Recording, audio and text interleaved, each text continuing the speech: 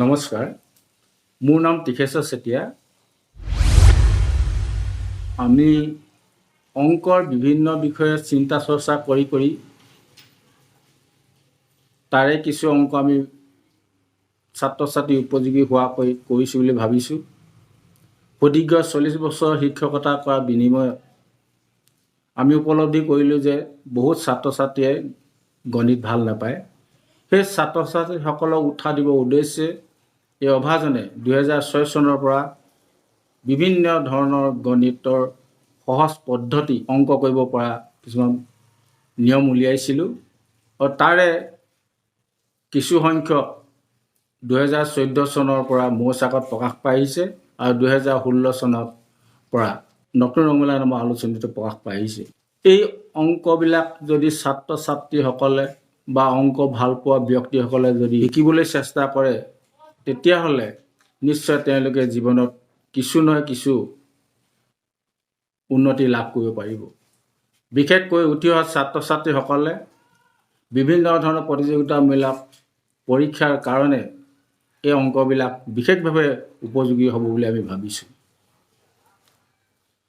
আৰু এই অংকবিলাকৰ যোগেদি ছাত্ৰ ছাত্ৰীৰ যি মানসিক গণিতৰ প্ৰতি ভাল পোৱা যি মানসিকতা সেইটো বাঢ়িব বুলি আমি দৃঢ় বিশ্বাস কৰিছোঁ। ইতিমধ্যে অভাজনে অসমৰ 5খন জিলাত প্ৰায় 64টা গণিতৰ কৰ্মশালা অনুষ্ঠিত কৰিছোঁ আৰু সেইবিলাকৰ যোগেদি আমি এটা কথা উপলব্ধি কৰিছোঁ যে আজিও আমাৰ ছাত্ৰ ছাত্ৰীসকলৰ মাজত গণিত ভাল পোৱা বহুত ছাত্ৰ ছাত্ৰী আছে আৰু বহুত ছাত্ৰ ছাত্ৰীও আমি দেখিছোঁ গণিত শিকিবলৈ যথেষ্ট আগ্ৰহী হয়, কিন্তু তেওঁলোকে এটা সুস্থ পৰিৱেশ, এটা ভাল পৰিৱেশ নোপোৱাৰ কাৰণে হয়তো তেওঁলোকৰ যিটো প্ৰতিভা গণিতৰ প্ৰতি যিটো আকৰ্ষণ হ'ব লাগে সেইটো হোৱা নাই। আমি আশা ৰাখিছোঁ আমাৰ এই গণিতৰ প্ৰায় 64টা বিধিৰ দ্বাৰা প্ৰণালীৰ দ্বাৰা ছাত্ৰ ছাত্ৰী উপকৃত হ'ব আৰু সেই বুলি ভাবিয়েই আজিৰ পৰা আমি সেই অংকবিলাক অংকজানৰ নামৰ এটা শিতানৰ যোগেদি উঠি অহা ছাত্ৰ ছাত্ৰী, গণিত ভাল পোৱা ব্যক্তি তথা শিক্ষকবৃন্দ, অভিভাৱকসকল সকলোলৈকে আমি আগবঢ়াবলৈ চেষ্টা কৰিছোঁ। আশা ৰাখিছোঁ ইয়াত যদি কিবা এটা ভুল হয় সেইখিনি আপোনালোকে আঙুলিয়াই দিব আৰু যদি উপকৃত হয় তেতিয়াহ'লে আমাক লাইক কৰি বিভিন্ন মতামত দি আমাক সহায় কৰিব বুলি, আমাক উৎসাহিত কৰিব বুলি আমি আশা ৰাখিছোঁ। গতিকে ইমানকে আশা কৰি আজি আমাৰ এই অংক যাদু শিতানটো আজিৰ পৰা আমি অংক যাদু শিতানটো মুকলি কৰিব লৈছোঁ। সকলোৱে সহযোগিতা কামনা কৰিলোঁ। মৰমৰ ছাত্ৰ ছাত্ৰীসকল, তোমালোকক মই এতিয়া অংক যাদু দেখাব লৈছোঁ। সম্ভেদ চেনেলৰ অংক যাদুৰ যোগেদি এইবিলাক তোমালোকে এতিয়া দেখিবলৈ পাবা। প্ৰথমতে আমি বিয়োগ অংক লৈছোঁ। এই বিয়োগ অংকবোৰ বিশেষ বিয়োগ হিচাপে আমি গণ্য কৰিছোঁ। প্ৰথম আমি লৈছোঁ দুটা অংকৰে গঠিত ডাঙৰ সংখ্যাটোৰ পৰা সৰু সংখ্যাটো বিয়োগ কৰা। দুটা অংকৰে গঠিত ডাঙৰ সংখ্যাটোৰ পৰা সৰু সংখ্যাটো বিয়োগ কৰা। ধৰা আমি দুটা অংক ল'লোঁ 2 আৰু 7। 2 আৰু 7 এই অংক দুটাৰে গঠিত ডাঙৰ সংখ্যাটো হ'ব 72 72 আৰু সৰু সংখ্যাটো হ'ব ওলটাই দিলে যিটো হ'ব সেইটো সৰু সংখ্যা 27 27। এতিয়া আমি বিয়োগ কৰিম। এনেকুৱা বিয়োগ অংকবিলাক এটা বিশেষ পদ্ধতিৰে কৰা হয়। সেই পদ্ধতি হৈছে ইয়াত আমি দুটা অংক পাইছোঁ। সেই অংক দুটা হ'ল 7 আৰু 2। গতিকে আমি ডাঙৰটোৰ পৰা সৰুটো বিয়োগ কৰিম। ডাঙৰটো 7, সৰুটো 2 বিয়োগ কৰিলোঁ। বিয়োগ কৰি আমি পালোঁ 5। এতিয়া এই 5টোক আমি 9ৰে পূৰণ কৰিম। 9ৰে পূৰণ কৰিলে আমি কিমান পালোঁ? 45। কিমান পালোঁ? 45। এই 45টো আমি বিয়োগফলত লিখি দিলোঁ। এইটোৱে হ'ল আমি উলিয়াবলগীয়া বিয়োগফল। পুনৰ আমি আন এটা অংক লৈছোঁ এইবাৰ আমি দুটা অংক লৈছোঁ 1 আৰু 8, 1 আৰু 8। এই অংক দুটা লিখিব পৰা ডাঙৰ সংখ্যাটো হ'ব 81 অৰ্থাৎ 81 আৰু সৰু সংখ্যাটো হ'ব 18। আমি এটা বিয়োগ কৰিম, আগৰ মতে আমি এতিয়া বিয়োগ কৰিম। আগতে আমি কি কৰিছিলোঁ, ডাঙৰ অংকটোৰ পৰা সৰু অংকটো বিয়োগ কৰিছিলোঁ। ডাঙৰ অংকটো 8 আৰু সৰু অংকটো 1। আমি বিয়োগ কৰি পালোঁ 7। কিমান পালোঁ? 7। 7ক এতিয়া 9ৰে পূৰণ কৰিম। 7 × 9 = 63, 63। এই 63টোৱে হ'ল প্ৰদত্ত বিয়োগফল।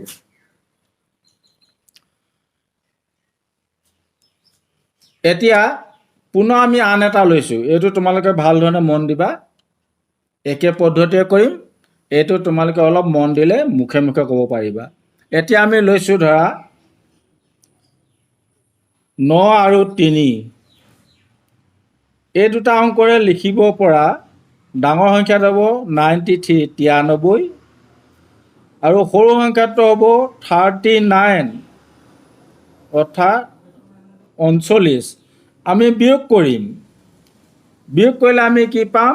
ইতিমধ্যে আমি কৈছোঁ ডাঙৰ সংখ্যাটোৰ অংকটোৰ পৰা সৰু অংকটো বিয়োগ কৰিব লাগে, কৰিলোঁ। তাৰপাছত আমি কি কৰিব লাগে? বিয়োগফলটোক 9ৰে পূৰণ কৰিব লাগে। পূৰণ কৰিলে আমি কিমান পাম? 6 × 9 = 54। কিমান পালোঁ? 6 × 9 = 54। গতিকে এই 54টোৱে হ'ব প্ৰদত্ত বিয়োগফল। ইতিমধ্যে তোমালোকে দুটা অংকৰে গঠিত ডাঙৰ সংখ্যাটোৰ পৰা সৰু সংখ্যাটো বিয়োগ কৰা শিকিলা। এতিয়া আমি তিনিটা অংকৰে গঠিত ডাঙৰ সংখ্যাটোৰ পৰা সৰু সংখ্যাটো বিয়োগ কৰিম। এতিয়া চোৱা, আমি তিনিটা অংক লিখিব পৰা এটা সংখ্যা লিখিছোঁ। ধৰা আমি লিখিলোঁ 763 আৰু আমি বিয়োগ কৰিম এতিয়া 536 আমি বিয়োগ কৰিম। ইয়াত তোমালোকে লক্ষ্য কৰিলে এটা কথা গম পাবা, ইয়াত 63 আছে আৰু তলত 36 আছে। এই ওপৰত যিটো আমি সংখ্যা দেখাইছিলোঁ সেই তাৰ লগত মিল আছে। গতিকে এনেকুৱা অংকবিলাক আমি পোনে পোনে বিয়োগ কৰিব পাৰিম। এতিয়া চোৱা, আমি বিয়োগ কৰিছোঁ 7ৰ 5 গ'লে থাকে 2 আৰু ইয়াত হ'ব 6ৰ 3 গ'লে 3 আৰু 9ৰে পূৰণ কৰি 3 × 9 = 27। এই বিয়োগ অংকটো আমি অতি সহজতে কৰিলোঁ, নহয় জানো? পুনৰ আমি আন এটা লৈছোঁ 891। তাৰ পৰা আমি বিয়োগ কৰিম 619। আমি বিয়োগ কৰিম। এই বিয়োগ অংকটো যদি তোমালোকে লক্ষ্য কৰা তেতিয়াহ'লে দেখিব পাবা ইয়াত 91 আছে আৰু ইয়াত 19 আছে। এই 91টো ওলটাই দিলে 90 হৈছে। গতিকে আমি পোনে পোনে বিয়োগ কৰিব পাৰিম। 8ৰ 6 গ'লে থাকে 2 আৰু এই বিয়োগ অংকটো আমি নিশ্চয় কৰিব পাৰিম। এতিয়া চোৱা, 9ৰ 1 গ'লে থাকে 8, 8 × 9 = 72। চোৱা, আমি কিমান সহজতে এই বিয়োগ অংকটো ইতিমধ্যে কৰি পেলালোঁ। ঠিক তেনেধৰণে আৰু এটা আমি লৈছোঁ। ধৰা আমি ল'লোঁ 982। তাৰ পৰা আমি বিয়োগ কৰিম 428। ইয়াতো আমি যদি লক্ষ্য কৰোঁ আমি দেখিবলৈ পাম 10 আৰু 1 স্থানৰ অংক দুটা গঠন কৰিছে 82 আৰু তলত আছে 28। সম্পূৰ্ণ আগৰটো ধৰণৰ ওলোটাকৈ লিখা হৈছে। গতিকে এনেকুৱাবিলাক অংকবিলাক আমি বিয়োগ সহজতে কৰিব পাৰিম। আমি পোনে পোনে বিয়োগ কৰিব পাৰিম। গতিকে আমি ইয়াত এতিয়া বিয়োগ কৰি চাইছোঁ চোৱা 9 4 গ'লে থাকে 5 8 পৰা 2 গ'লে 6 6 9 গুণ 54 54 দেখিলানে কিমান সহজতে এইবিলাক অংক হৈ গ'ল বিয়োগ কৰা গতিকে তোমালোকে চেষ্টা কৰিবা চেষ্টা কৰিলে অতি সহজতে গম পাবা মৰমৰ ছাত্ৰ ছাত্ৰীসকল পুনৰ আমি আন এটা বিয়োগ অংকলৈ আগবাঢ়িছোঁ এইবাৰ আমি লৈছোঁ তিনিটা ক্ৰমিক অংকৰে গঠিত হোৱা ডাঙৰ সংখ্যাটোৰ পৰা সৰু সংখ্যাটো বিয়োগ কৰা তিনিটা ক্ৰমিক অংকৰে গঠিত হোৱা ডাঙৰ সংখ্যাটোৰ পৰা সৰু সংখ্যাটো বিয়োগ কৰা ধৰা আমি ললোঁ 876 ক্ৰমিক অংক নহয় জানো 876 তাৰ পৰা আমি বিয়োগ কৰিম ইয়াৰ সৰু সংখ্যাটো হ'ব বিয়োগ কৰা সৰু সংখ্যাটো 678 এইটো হ'ল ডাঙৰ সংখ্যা আৰু এইটো হ'ল সৰু সংখ্যা আমি বিয়োগ কৰিম বিয়োগ কৰিলে বিশেষ চিন্তা কৰিব নালাগে ইয়াৰ বিয়োগ ফলটো সদায় 198 হ'ব কিমান হ'ব 198 হ'ব পুনৰ আমি আন এটা লৈছোঁ 654 বিয়োগ এই অংককেইটা ওলটাই দিলে হ'ব 456 আমি এতিয়া বিয়োগ ফল পাম কিমান ইতিমধ্যে আমি ক'লোঁ কিমান পাম কোৱা 198 গম পাইছানে এইটো সম্পূৰ্ণ উত্তৰটো শুদ্ধ আৰু ই সদায় সত্য হ'ব আৰু এটা লৈছোঁ ধৰা আমি ল'লোঁ 987 এইটো হ'ল ডাঙৰ সংখ্যা সৰু সংখ্যাটো হ'ল 789 এতিয়া আমি বিয়োগ ফলটো কি কাম কৈ দিয়া কোৱা বিয়োগ ফলটো কিমান হ'ব 198 বুজিলেনে বাৰু এইটো আমি ইমানতেহে কৈছোঁ এতিয়া পৰৱৰ্তী আমি বেলেগ অংকলৈ আগবাঢ়িছোঁ এইবাৰ আমি 4টা ক্ৰমিক সংখ্যা দিম কেইটা দিম 4টা ইতিমধ্যে 3টা ক্ৰমিক সংখ্যা হৈ গ'ল এতিয়া আমি 4টা দিম ধৰা আমি ল'লোঁ 4টা ক্ৰমিক সংখ্যা 9876 তাৰপৰা আমি কিমান বিয়োগ কৰিম এই সংখ্যাকেইটা ওলটাই দিলে সৰু সংখ্যাটো হৈ যাব 679 এতিয়া আমি বিয়োগ ফল কিমান পাম জানানে বিয়োগ ফল কিমান মই জানানে বিয়োগ ফল পাম আমি 3087 এনেধৰণৰ 4টা ক্ৰমিক অংকৰ ডাঙৰটোৰ পৰা সৰুটো বিয়োগ কৰিলে সদায় কিমান হ'ব 3087 পুনৰ আমি লৈছোঁ ধৰা 7654 এইকেইটা ক্ৰমিক অংক আমি সৰু সংখ্যাটো পাম 4567 এতিয়া বিয়োগ ফলটো কি হ'ব কৈ দিয়া এতিয়াতো তোমালোকে বুজিলা ইয়াৰ বিয়োগ ফলটো হ'ব 3087 এইটো সদায় বিয়োগ ফলটো ইমানেই হ'ব আৰু এটা লৈছোঁ বাৰু চোৱা 5432 আমি বিয়োগ কৰিম এইটো হ'ল ডাঙৰ সংখ্যা সৰু সংখ্যাটো হ'ব 2345 এতিয়া আমি বিয়োগ ফলটো কিমান পাম তোমালোকে গমেই পালা কিমান পাম 3087 বুজিলানে কিমান হৈছে বিয়োগ চোৱাচোন নহ'লে তোমালোকে ধাৰ কৰি বিয়োগ কৰিবলগীয়া হ'ব কিন্তু আমি অতি সহজতে কোনো কষ্ট নোহোৱাকৈ ঘপককৈ ছেকেণ্ডৰ ভিতৰত আমি উত্তৰটো কৈ দিব পাৰিলোঁ এতিয়া আমি পিছৰ অংকটো লৈ আমাৰ ছাত্ৰ ছাত্ৰীসকল এতিয়া আমি আৰু এবিধ বিয়োগ অংক লৈছোঁ। এই অংকবিলাক অতি সহজতে উত্তৰ কৰি দিব পাৰি। অংকবোৰ হৈছে তিনিটা অংকৰে গঠিত ডাঙৰ সংখ্যাটোৰ পৰা সৰু সংখ্যাটো বিয়োগ কৰা। তিনিটা অংকৰে গঠিত। আমি ধৰা লৈলোঁ 275। এই তিনিটা অংকৰে গঠন কৰিব পৰা আমাৰ ডাঙৰ সংখ্যাটো হ'ব 752 আৰু সৰু সংখ্যাটো হ'ব ওলোটাই দিলে সৰু সংখ্যাটো হ'ব 257। ডাঙৰ সংখ্যাটো হ'ল 552, সৰু সংখ্যাটো হ'ল 257। আমি এইবিলাক অংক বিয়োগ কৰোঁতে কেৱল মাত্ৰ একক স্থানৰ অংকটোহে বিয়োগ কৰিব লাগে। একক স্থানত 2 আছে, আমি 1 ধাৰ কৰিলে কিমান পাম? 12। 12ৰ পৰা আমি 7 বিয়োগ কৰিম। 12ৰ পৰা 7 গ'লে কিমান থাকে? 5।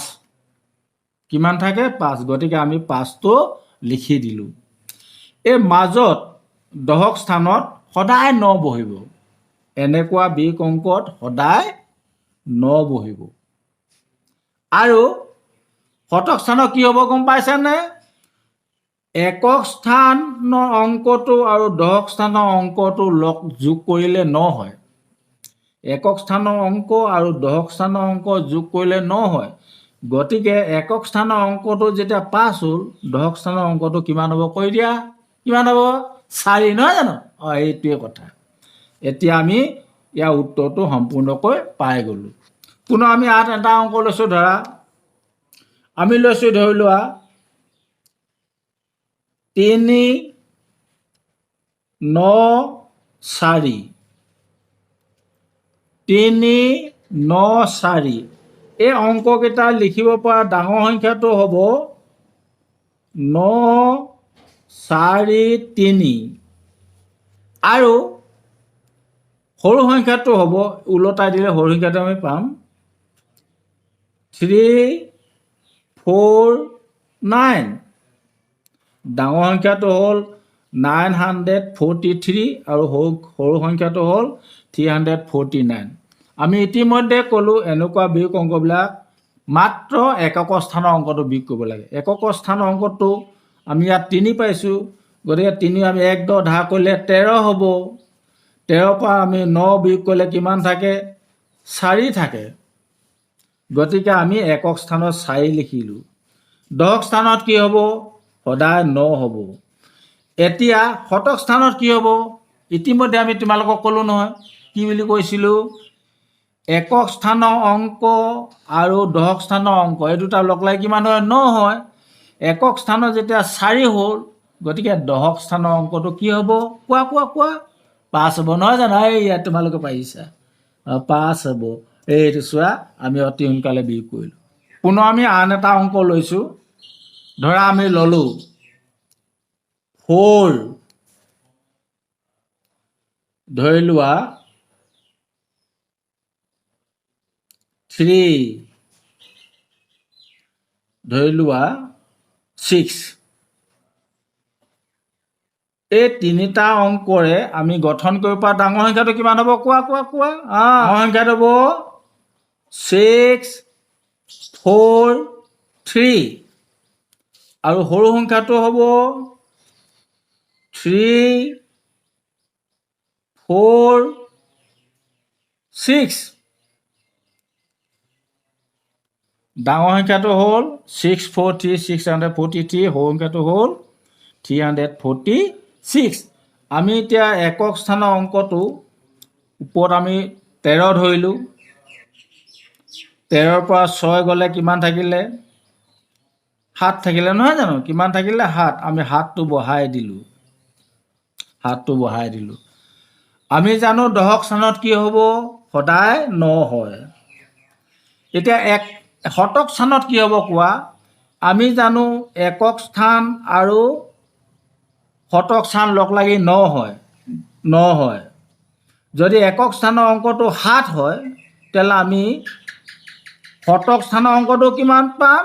2 পাম। কিমান পাম? 2 পাম। পুনৰবাৰ এই অংকটো তোমালোকক কৈ দিছোঁ। 3 10 ধাৰ কৰিলোঁ 13 হ'ল, 13ৰ 6 গ'লে থাকিলে 7। শতক দশক স্থানৰ অংকটো একেই থাকিব, 9 থাকিব। আৰু শতক স্থানৰ অংকটো হ'ব একক স্থানৰ অংকটো যোগ শতক স্থানৰ অংকটো 9 হয়। গতিকে একক স্থানত 7 হ'ল, শতক স্থানত হ'ব 2। এটা বুজিলানে? আমি এতিয়া পিছৰ অংকটোলৈ যাওঁ। মৰমৰ ছাত্ৰ ছাত্ৰীসকল, ইতিমধ্যে তোমালোকে বহু ধৰণৰ বিয়োগ অংক শিকিলা। এতিয়া আমি শূন্যৰ সৈতে গঠিত কিছুমান আমি বিয়োগ অংক শিকিম। সেই বিয়োগ অংকবিলাক আমি এনেধৰণে শিকিম। ধৰা 1000, 10,000, 1 লাখ আদিৰ পৰা কোনো এটা সংখ্যা কেনেধৰণে অতি সহজতে বিয়োগ কৰিব পাৰি। তোমালোকে ভালকৈ মন দিবা, অতি সহজতে বুজিব পাৰিবা। ধৰা 10,000ৰ পৰা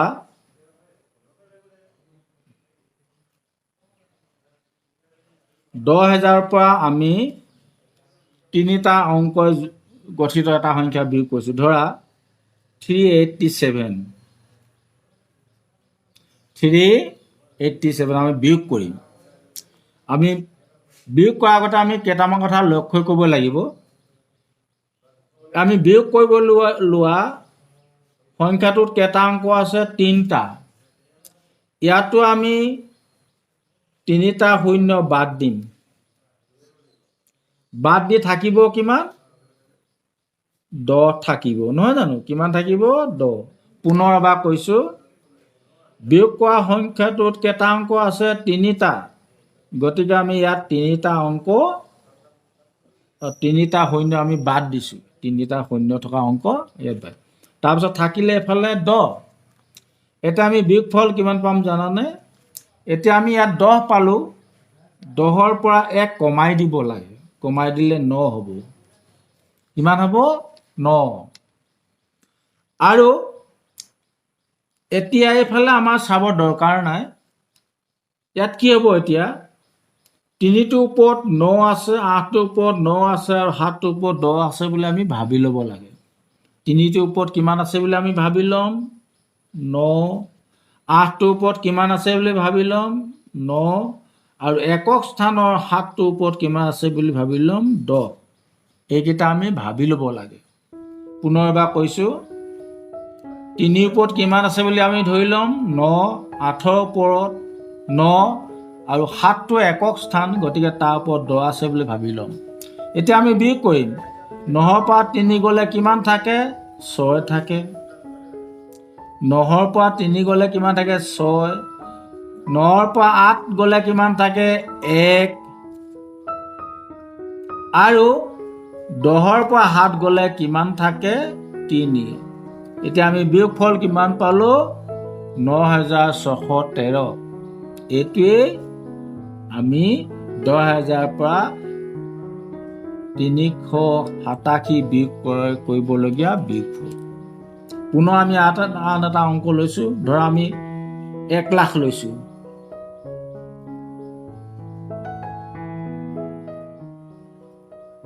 1 লাখ। ইয়াৰ পৰা ধৰি লোৱা আমি 3টা অংকযুক্ত এটা সংখ্যা বিয়োগ কৰিব লাগে। ধৰা আমি ল'লোঁ 642। কিমান ল'লোঁ আমি? 642। এই বিয়োগ কৰা সংখ্যাটো কেইটা অংক আছে? 3টা। গতিকে আমি 1 লাখৰ 3টা শূন্য আমি বাদ দিলোঁ। 1 লাখৰ পৰা 3টা বাদ দিলোঁ। ইয়াত কিমান থাকিলে? 100 থাকিলে। এফালে ওলাই কিমান থাকিলে? 100 থাকিলে। গতিকে আমি এতিয়া বিয়োগ কৰিম।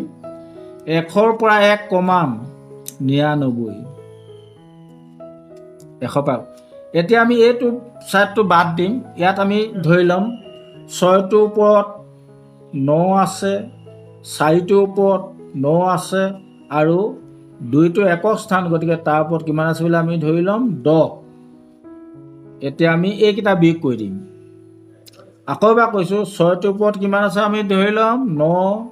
4টোৰ ওপৰত 9 আৰু 2টোৰ ওপৰত কিমান আছে বুলি ধৰি ল'ম? 10। এতিয়া আমি বিয়োগ কৰিম। 9ৰ 6 গ'লে থাকে 3, 9ৰ 4 গ'লে থাকে 5 আৰু 10ৰ 2 গ'লে থাকে 8। এইটোৱে উলিয়াবলগীয়া বিয়োগফল। বুজি পাইছা নিশ্চয়? পুনৰ আমি আন এটা লৈছোঁ দিয়া। এইবাৰ আমি ধৰি লোৱা ল'লোঁ 3,50,000।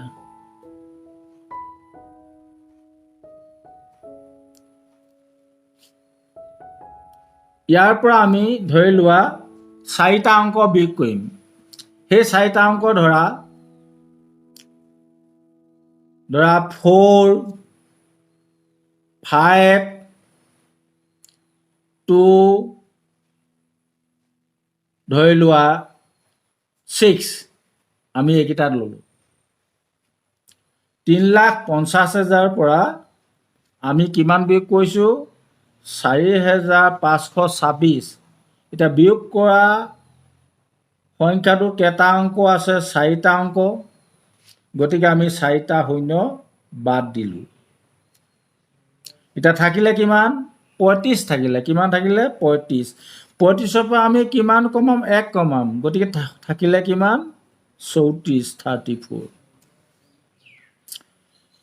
আৰু ইয়াত কি থাকিব জানানে? 4টোৰ ওপৰত থাকিব 9 আছে বুলি থাকিব, 5টোৰ ওপৰত 9, 2টোৰ ওপৰত 9 আৰু 10টোৰ ওপৰত 6টোৰ ওপৰত 10 থাকিব। আকৌ এবাৰ কৈছোঁ, 4টোৰ ওপৰত 9, 5টোৰ ওপৰত 9, 2টোৰ ওপৰত 9 আৰু 6টোৰ ওপৰত 10 আছে বুলি আমি ভাবি ল'ম। এতিয়া বিয়োগ কৰিম। 9ৰ 4 গ'লে থাকে 5, 9ৰ 5 গ'লে থাকে 4, 9ৰ 2 গ'লে থাকে 7, 10ৰ 6 গ'লে থাকে 4। চোৱাচোন, ইমান ডাঙৰ বিয়োগ অংকটো আমি অতি সোনকালে কৰি দিব পাৰিলোঁ। তোমালোকে চেষ্টা কৰিলে এনেকুৱা অংক চকু পচাৰতে কৰিব পাৰিবা, নহয় জানো? নিশ্চয় পাৰিবা। পুনৰ আমি আন এটা অংক লৈছোঁ, সেইটো ভাল ধৰণে মন কৰিবা। ধৰা মই লৈছোঁ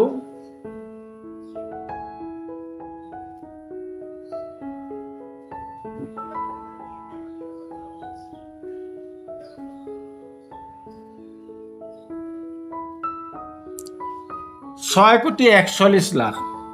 আমি কিমান ল'লোঁ? 6,41,00,000।